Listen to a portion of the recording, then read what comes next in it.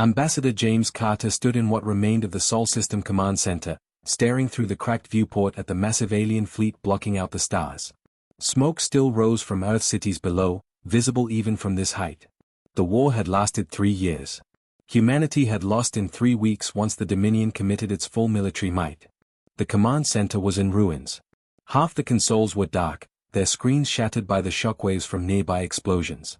The air smelled of burnt plastic and ozone. Admiral Rebecca Stone sat slumped in her chair, her uniform singed and torn. Blood dried on her forehead from a cut she hadn't bothered to treat. Around them, the few surviving officers moved like ghosts, their faces blank with exhaustion and defeat. "They are hailing us again," Rebecca said, her voice hollow and distant. James straightened his tie. It was a ridiculous gesture, perhaps, but habits mattered when everything else had fallen apart. His hands were steady despite the tremor of fear running through his body. "Put them through." The holographic display flickered to life, casting an eerie blue glow across the darkened room. Commander Thurak appeared, towering and terrible. He was massive, easily 8 feet tall, with 4 powerful arms and armor that seemed to absorb light itself. His face was angular and sharp, with 3 eyes that gleamed like polished obsidian. Behind him, dozens of his officers stood in perfect formation, their weapons gleaming, their postures radiating absolute confidence. "Humans," Thurak's voice rumbled through the translator, deep and resonant like distant thunder. "Your resistance is over. Your fleet is destroyed. Your colonies have surrendered. Earth stands alone and defenseless." James said nothing. He simply watched and listened. Thurak leaned forward, his massive frame filling the holographic display. "We have broken 87 species before you. Some fought longer. Some surrendered quicker. But all of them ended the same way, bowing before the Dominion." He paused, letting his words sink in. "You will accept our terms: complete disarmament, dissolution of your government, and integration into the Dominion as a servitor species. You have 1 hour to comply." The other human officials in the room looked to James. General Thomas Wright stood near the viewport, his face bruised and swollen from the battle at Mars Station. His right arm hung in a makeshift sling. He shook his head slowly, defeat written in every line of his face. "We have nothing left to fight with," he whispered. Captain Emily Cooper, who had commanded the defense of Lunar Base, stared at the floor. She had lost her entire crew in the final assault. Major David Hughes leaned against a damaged console, his eyes red from smoke and tears. They all waited for James to speak. James studied Thurak's expression carefully. The smugness. The certainty. The absolute conviction that this moment was the end of the story. The Dominion had perfected this routine over 3,000 years. They knew how conquered species behaved. They knew how broken leaders looked and sounded. "We accept your terms," James said calmly. Thurak's officers erupted in celebration. Their harsh voices filled the command center through the speakers. The commander himself showed teeth in what the humans had learned was their version of a smile. It was not a pleasant sight. "A wise decision, human. You have saved your species from complete annihilation." Thurak gestured to one of his officers, who began recording the surrender.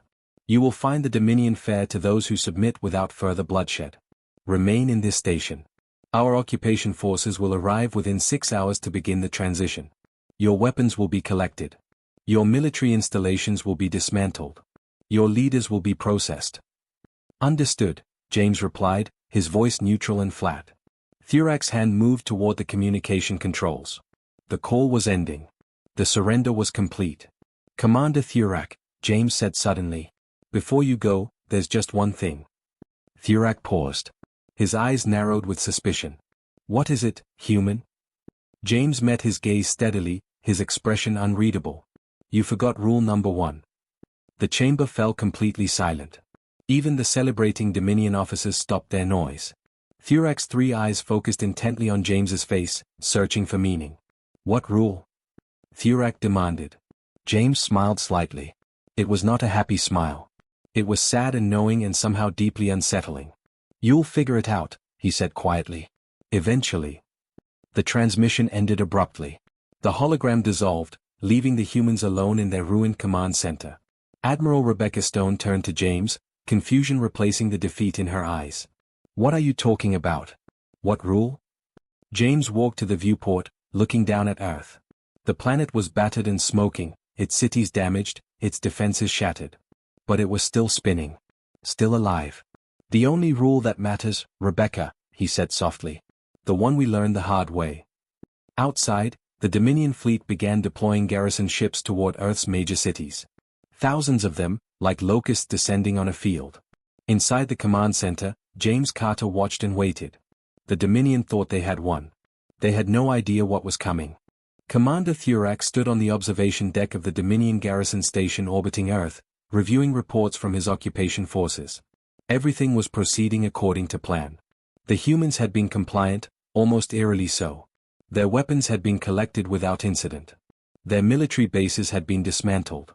Their government had been replaced with Dominion administrators. It should have felt like victory. Instead, Thurak felt uneasy. Commander, his second officer, Lieutenant Vorak, approached with another data tablet. The weekly compliance reports from the human colonies. Thurak took the tablet and scanned through the numbers. Food production quotas, met exactly. Manufacturing output, delivered precisely on schedule. Resource extraction, completed to the last decimal point. Every single demand the Dominion had made was fulfilled with perfect accuracy. Too perfect. This is the 15th consecutive week of complete compliance, Vorak noted. No other species has ever achieved this level of cooperation so quickly. Thurak's eyes narrowed. What about the incident reports? Minor issues only, sir. Navigation errors causing supply delays. Communication interference from solar activity. A few equipment malfunctions. Vorak hesitated. Nothing significant. Show me the pattern, Thurak commanded. Vorak pulled up a galactic map. Small red dots appeared across human-occupied territories, each one marking a reported incident. Separately, they meant nothing. Together, they formed something that made Thurak's blood run cold. The incidents weren't random. They followed a pattern, spreading outward from Earth like ripples in water. How many humans have left Earth since the occupation began? Thurak asked suddenly. Vorak checked his records. Approximately 230,000, sir. They requested relocation to other Dominion worlds under the standard civilian transfer protocols. Where did they go? Everywhere, Commander. They spread across 47 different systems. We approved all transfers. They were teachers, doctors, engineers, merchants. All civilian occupations. All legally permitted under Dominion law. Thurak felt a chill run through him. 230,000 humans, scattered across the Empire. He thought back to James Carter's words during the surrender. Rule number 1. What rule? Pull up the rebellion reports from Sector 7, Thurak ordered. Vorak's expression shifted to confusion. Sir, Sector 7 is nowhere near human space. The rebellion there involves the Kelter species. They've been pacified for nearly 2 centuries. I know. Pull it up anyway. The data appeared on the screen. The Kelter had risen up 3 months ago, using tactics the Dominion had never seen from them before. Guerrilla warfare. Hit-and-run attacks. Psychological operations. The rebellion was still ongoing, tying down an entire Dominion battle group. How many humans are in Sector 7? Thurak asked quietly. Vorak checked. His face went pale. Approximately 8,000, Commander. They arrived 4 months before the rebellion started. Thurak's hands clenched. Cross-reference all rebellion activity in the past 6 months with human civilian populations. The computer worked for several seconds. Then the map lit up like a warning beacon. Every single rebellion, every resistance movement, every act of defiance against the Dominion in the past 6 months had occurred in systems with significant human populations. It could be coincidence, Vorak said, but his voice lacked conviction. There are no coincidences, Thurak growled. Get me the surveillance reports from Earth. I want to know what the humans are doing. The reports came quickly. Dominion soldiers stationed on Earth reported feeling watched constantly, even though the streets appeared normal. Human civilians went about their business with quiet efficiency. They smiled politely at their occupiers. They answered questions without hesitation. They caused no trouble whatsoever. But in the privacy of their homes, the humans gathered. They talked. They taught their children. They remembered. One report caught Thurak's attention. A Dominion officer had entered a human school and observed a history lesson. The teacher, a woman named Sarah Mitchell, had been telling students about Earth's past wars and revolutions. The officer had listened for a while, then left, noting that the humans were simply teaching their own history. Nothing suspicious. But Thurak read the transcript carefully. The teacher had spoken about Napoleon, about resistance movements, about how empires always fell eventually. She had talked about Vietnam and Afghanistan, about how superior military force didn't guarantee victory. She had taught the children about civil disobedience and passive resistance. And she had done it all with a smile, completely legally, right under a Dominion officer's nose. Send a message to Earth, Thurak commanded. I want to speak with Ambassador James Carter immediately. Sir, is that wise? It might show weakness. Now, Lieutenant. 30 minutes later, James Carter appeared on the holographic display. He looked calm and rested, as if the occupation hadn't affected him at all. Commander Thurak, James greeted him pleasantly. How can I help you? What are you doing, human? Thurak demanded. James raised an eyebrow. I'm not sure I understand the question. We've complied with every demand you've made. Your people are spreading across my empire. Everywhere they go, rebellions follow. Are they? James asked innocently. How strange. They're just teachers and doctors, Commander.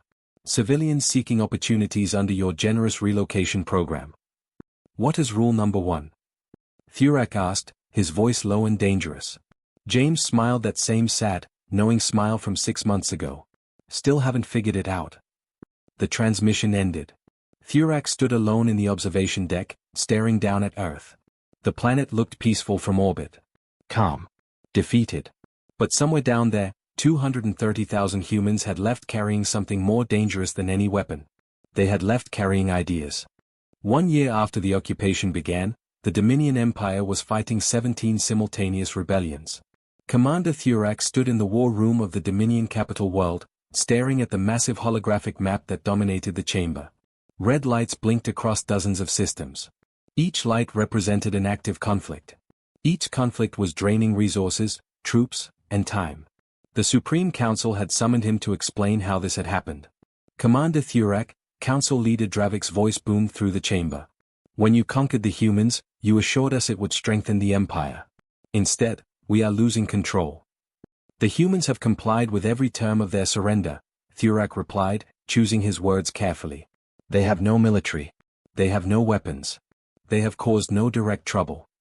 Then explain the rebellions, another council member demanded. Thurak gestured to the map.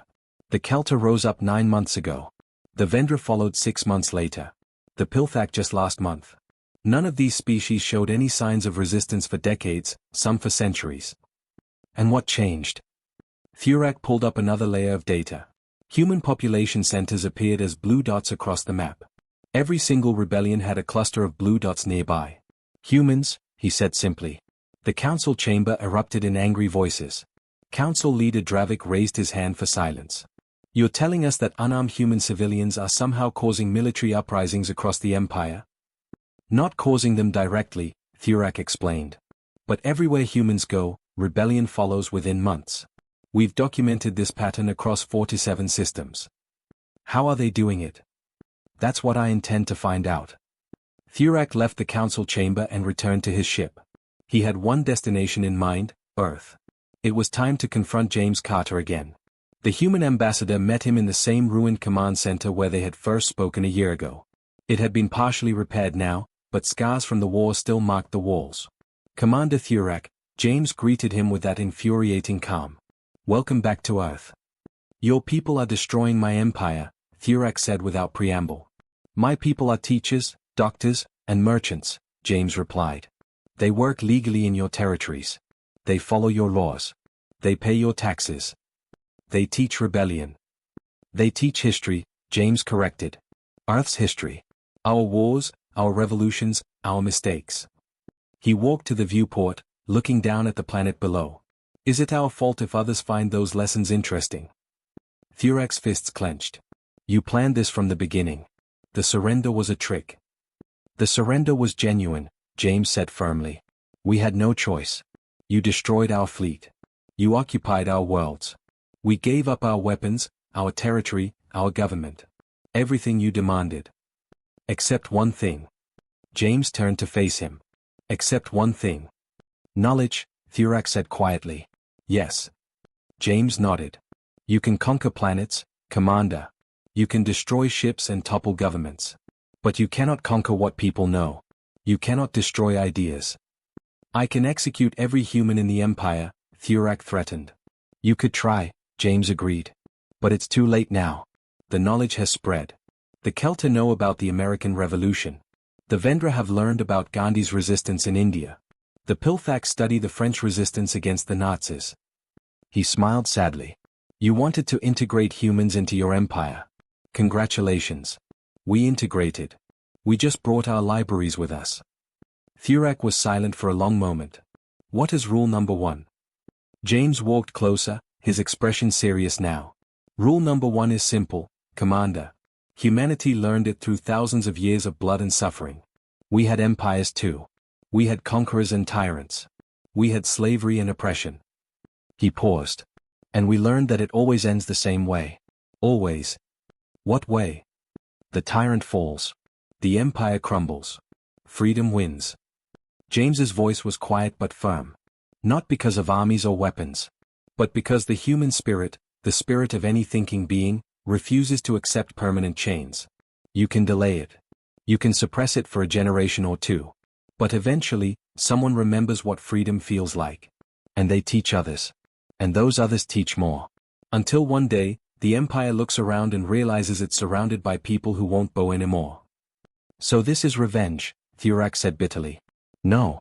James shook his head. This is education. We're teaching the galaxy what we learned about ourselves. That oppression breeds resistance. That military might isn't the same as legitimacy. That conquered people never stop being people. Thurak turned away, looking at the data streaming across his tablet. More rebellions had been reported while he was talking. The Empire was bleeding from 1,000 cuts. You didn't defeat us in battle, he said slowly. You defeated us with books and stories. We defeated you the moment you decided conquest was acceptable, James replied. You just didn't know it yet. That's rule number 1, Commander. The moment you try to dominate free beings, you've already lost. It just takes time for everyone to realize it. Thurak looked at the human ambassador, really looked at him. James Carter wasn't gloating. He wasn't celebrating. He looked tired and sad, like someone who had seen too much war. What happens now? Thurak asked. Now. James walked back to the viewport. Now you have a choice. You can keep fighting, keep trying to hold an empire that's tearing itself apart. Or you can do what we had to do. Learn. Change. Accept that there's a better way. Thurak left Earth without another word. But as his ship climbed toward orbit, he looked back at the blue planet below. 230,000 teachers had left that world. And they had set the galaxy on fire with nothing but words. 18 months after the occupation, the Dominion Empire was collapsing. Commander Thurak sat alone in his quarters, reading reports he wished he could ignore. 32 rebellions now. Supply lines breaking down. Battle groups stretched impossibly thin. And worst of all, his own soldiers were beginning to question their orders. A young officer named Corvin had approached him yesterday with a strange request. The soldier wanted to understand why they were fighting. Not how to fight, but why. It was a question no Dominion warrior had asked in 3,000 years. Thurak had traced the question back to its source. Corvin had been stationed on a human colony world for 6 months. He had befriended a human merchant named Robert Harris, who ran a small bookshop in the colony's market district. Just a bookshop. Nothing more. But Corvin had started reading the books Robert recommended. History books about Earth's wars. Philosophy books about justice and freedom. Stories about ordinary people standing up to overwhelming power. Now Corvin questioned everything he had been taught since birth. One soldier corrupted by books. How many more were there? Thurak ordered a full investigation into human activities across the Empire. What came back horrified him. In the Kelta system, a human teacher named Margaret Peterson ran a school for alien children. She taught mathematics and science, both approved by Dominion education standards. But between lessons, she told stories. Stories about the Underground Railroad that freed slaves in America. Stories about the fall of the Berlin Wall. Stories about ordinary people who said no to tyranny. In the Vendra territories, a human doctor named William Foster treated patients at a public clinic. He saved lives and asked nothing in return. But while he worked, he talked. He talked about the civil rights movement. About peaceful protest. About how Gandhi brought down an empire without firing a single shot. The Vendra listened and remembered. In the Pilthak mining colonies, a human engineer named Elizabeth Green fixed broken equipment. She was efficient and helpful, exactly what the Dominion wanted. But she also taught the Pilthak workers about labor unions, about collective bargaining, about how workers in Earth's history had fought for their rights and won. Everywhere, humans were doing exactly what they had been assigned to do. Teaching, healing, building, trading. All of it legal. All of it permitted. But underneath the surface, they were planting seeds. Seeds of doubt. Seeds of hope. Seeds of rebellion. Thurak called James Carter to his flagship for a final confrontation. "You lied to me," Thurak said when the human ambassador arrived. "You said your surrender was genuine." "It was," James replied calmly. "We surrendered everything you demanded. Our weapons. Our territory. Our military. We gave it all up. But not your mission." James tilted his head slightly. "What mission?" "To destroy the Dominion from within." "No, Commander. Our mission is much simpler than that." James sat down without being invited, a small act of defiance that would have gotten anyone else executed. "Our mission is to make sure that what happened to us never happens to anyone else." "By teaching rebellion." "By teaching history," James corrected. "We teach facts, Commander. Facts about how empires rise and fall. Facts about human nature and the nature of power. Facts about resistance movements throughout our own bloody history." He leaned forward. "Is it our fault if other species see themselves in our stories?" Thurak slammed his fist on the table. "You are weaponizing knowledge." "Yes," James agreed simply. "Because it's the only weapon you can't take from us. You destroyed our ships. You occupied our planets. You took every gun, every bomb, every military asset we had. But you couldn't search our minds. You couldn't erase what we know."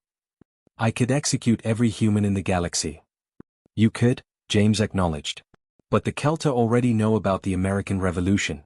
The Vendra already understand passive resistance. The Pilthak already know about workers' rights.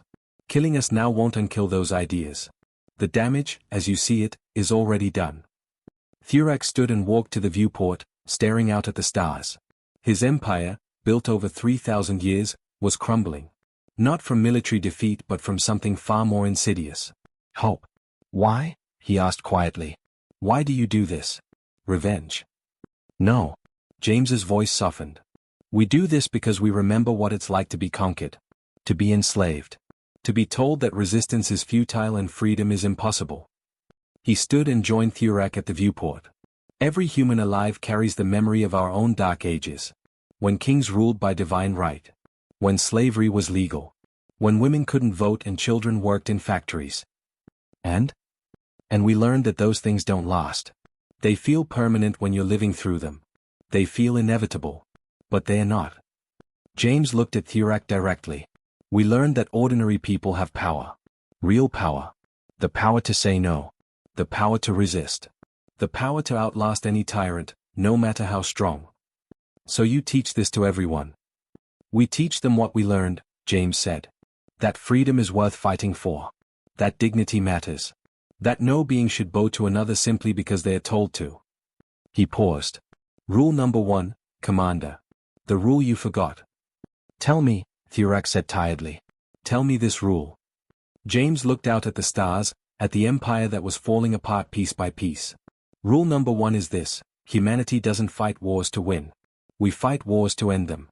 Not just for ourselves, but for everyone." He turned back to Thurak. "You thought conquering us meant victory. You thought occupation was the end of the story. But you forgot that humans are teachers by nature. We pass on what we learn. And what we learned, through all our blood and suffering, is that tyrants always fall." Thurak said nothing. Around him, his empire burned. And in 1,000 systems, humans continued teaching. 2 years after humanity's surrender, the Galactic Peace Conference convened on a neutral space station. Commander Thurak sat in chains, no longer a military leader but a prisoner awaiting judgment. Around him, representatives from 4 to 7 species gathered, species that had been under Dominion control for decades or centuries. They were free now. The empire had collapsed not from external invasion but from internal revolution. Every single rebellion had succeeded. James Carter entered the conference hall, and the room fell silent. He walked slowly, looking older than he had 2 years ago. The weight of what humanity had done, what they had unleashed, showed in the lines on his face. He sat across from Thurak. Between them, the leaders of formerly enslaved species watched with keen interest. "You won," Thurak said bitterly. "The Dominion is finished. My people are scattered. Our fleet is destroyed. Everything we built over 3,000 years is gone." "Yes," James agreed quietly. "So tell me now. What is rule number 1? I think I've earned the right to know." James was silent for a long moment. Then he began to speak. "When I was young," he said, "I studied Earth's history. All the wars, all the empires, all the conquerors. Alexander the Great. The Roman Empire. The Mongols. The British Empire. The Nazis. The Soviet Union." He paused. "They all seemed invincible in their time. They all believed they would last forever. But they didn't," Thurak said. "No. They didn't. And do you know why?" James leaned forward. "Because they all forgot the same thing. They forgot that you cannot permanently conquer the human spirit. You cannot make people accept chains forever. You can force compliance for a generation, maybe 2. But eventually, someone remembers what freedom feels like. And they teach others. And those others refuse to forget. So rule number 1 is that empires fall," Thurak said. "No." James shook his head. "That's not rule number 1. That's just history repeating itself." He looked around at all the species gathered in the hall. "Rule number 1 is what humanity learned from being both the oppressed and the oppressor. We've been slaves and we've been slave owners. We've been conquered and we've been conquerors. We've suffered under tyrants and we've created our own tyrants. What did you learn? We learned that the cycle only ends when someone chooses to end it." James's voice grew stronger. "Rule number 1 is this: humanity doesn't seek to conquer or to rule. We learned that lesson in our own blood. We learned it through our own wars and mistakes and atrocities. And once we learned it, truly learned it, we made a choice." "What choice?" "That the moment anyone tries to dominate us, we'll make sure everyone around them learns what we learned. That freedom is worth fighting for. That tyrants always fall. That knowledge is the one weapon that can never be surrendered." James stood up. "You tried to conquer us, Commander. And the moment you did, you triggered rule number 1. You made us your enemy not through battle, but through philosophy." Thurak looked around the hall. Every species there had been freed by human teachers. Every rebellion had been guided by human knowledge. And now they all sat together, not as conquered peoples, but as free beings. "So this was always your plan," Thurak said. "From the moment you surrendered." "No," James replied honestly. "When we surrendered, we had no plan. We had no strategy. We were beaten, broken, and occupied." He smiled sadly. "But then your people asked us to integrate. You asked us to send teachers, doctors, engineers into your empire. You gave us permission to spread across your territories. And we realized something." "What?" "That you had given us the one thing we needed. Access. You let us into your systems, into your colonies, into your worlds. You let us talk to your subject species. You let us teach." James's voice grew quiet. "We didn't plan to destroy your empire, Commander. But once we saw the suffering, once we met the conquered peoples living under your rule, we couldn't help ourselves. Teaching is what humans do. And the most important lesson we know is that freedom matters." The conference hall remained silent. Then, slowly, one of the freed species representatives stood up. It was a Kelter named Theron, whose people had been enslaved for 2 centuries. "Ambassador Carter," Theron said. "On behalf of my people, we thank you. But we must ask, what happens now? The Dominion is broken. Who will lead the galaxy?" James looked at Theron, then at all the other representatives. "No one," he said simply. "What?" "No one will lead the galaxy. No empire. No dominion. No ruling species." James gestured around the room. "We're proposing something different. A council. Every species gets a voice. Every world gets representation. Decisions made together, not imposed from above." "That will be chaos," Thurak said. "Maybe," James agreed. "But it will be free chaos. And that's better than ordered slavery." He looked at Thurak directly. "Your people will have a seat on this council too, Commander. If they want it." Thurak stared at him in disbelief. "After everything we did to you? After we occupied Earth? After we tried to enslave humanity?" "Yes," James said firmly. "Because rule number 1 also means this. Even former enemies deserve a chance at redemption. Even conquerors can learn. Even tyrants can change. He extended his hand toward Thurak. We're offering you the same thing we offered everyone else. A choice. Join us as equals, or remain alone in your bitterness. Thurak looked at the offered hand for a long time. Around him, 4 to 7 species watched and waited. Finally, slowly, he reached out and took it. The Galactic Council was born that day. Humanity took no special position in it.